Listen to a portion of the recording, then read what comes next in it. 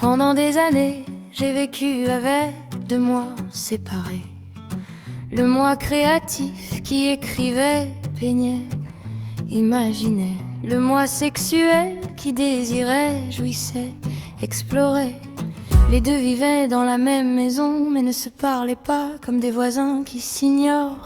Un jour j'ai compris qu'ils n'étaient pas séparés, que c'était la même énergie, la même flamme, juste dirigée ailleurs. L'énergie qui monte quand je suis excitée, c'est la même que quand je suis inspirée. Une force brute, chaude du ventre, qui monte du ventre, emplit la poitrine. Elle veut sortir, s'exprimer, se donner. Dans le sexe, elle sort par le corps, dans la créativité, par les mots, les couleurs. Mais c'est la même source.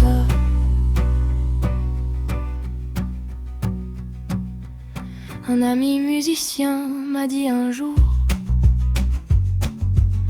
quand je compose, j'ai la même sensation que quand je fais l'amour. Cette montée, cette tension, cette libération, j'ai trouvé ça bizarre, puis j'ai testé. Il avait raison. Les périodes où ma vie sexuelle est épanouie sont souvent les périodes où je suis le plus créatif. L'énergie circule, elle n'est pas bloquée, pas refoulée, pas éteinte, elle se transforme. L'énergie qui monte quand je suis excitée, c'est la même que quand je suis inspirée. Une force brute, chaude de ventre, qui monte du ventre, emplit la poitrine. Elle veut sortir, s'exprimer, se donner. Dans le sexe, elle sort par le corps, dans la créativité, par les mots, les couleurs. Mais c'est la même source.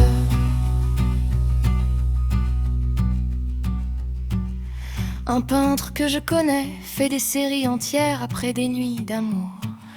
Son corps est ouvert, sa main plus libre. Les couleurs viennent toutes seules, comme si quelque chose passait à travers lui, sans effort. L'inverse est vrai aussi quand je suis dans une période créative forte. Je me sens plus vivant, plus présent, plus ouvert. Le soir dans l'intimité, la présence est décuplée. Le sexe devient une continuation de la création. L'énergie qui monte quand je suis excitée, c'est la même que quand je suis inspirée. Une force brute, chaude de ventre, qui monte du ventre, emplit la poitrine. Elle veut sortir, s'exprimer, se donner. Dans le sexe, elle sort par le corps, dans la créativité, par les mots, les couleurs. Mais c'est la même source.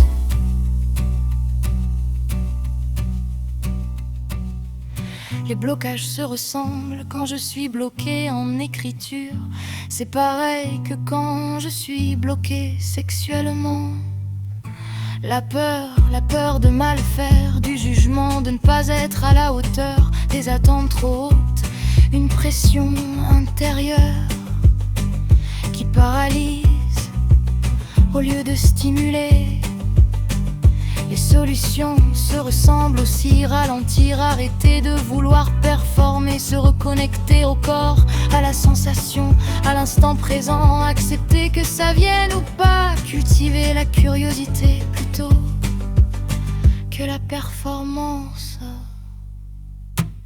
L'énergie qui monte quand je suis excitée, c'est la même que quand je suis inspirée. Une force brute, chaude du brut, qui monte du ventre, emplit la poitrine. Elle veut sortir, s'exprimer, se donner.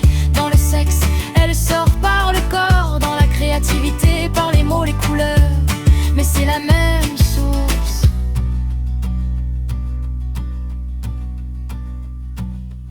Les parallèles entre les pratiques, la présence dans le sexe comme dans la création. Être vraiment là, dans l'instant, ça change tout. Le lâcher-prise forcé ne marche jamais, ni pour jouir, ni pour créer. Il faut laisser venir, accueillir, sans exiger. Les tournassines sans but, les meilleures découvertes viennent quand on explore par curiosité. sans objectif, sans chercher à produire. L'énergie qui monte quand je suis excitée, c'est la même que quand je suis inspirée. Une force brute, chaude, des ventes qui monte du ventre, emplit la poitrine. Elle veut sortir, s'exprimer, se donner. Dans le sexe, elle sort par le corps, dans la créativité, par les mots, les couleurs. Mais c'est la même source.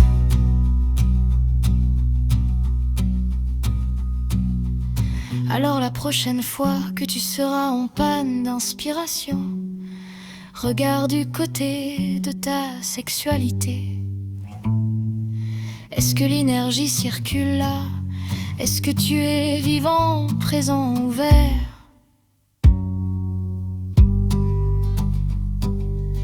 La prochaine fois que tu feras l'amour, regarde du côté de ta créativité. Cette énergie qui monte, cette présence, c'est la même que celle qui fait les tableaux, les poèmes, les projets. Deux rivières, une source, à nous de délaisser couler.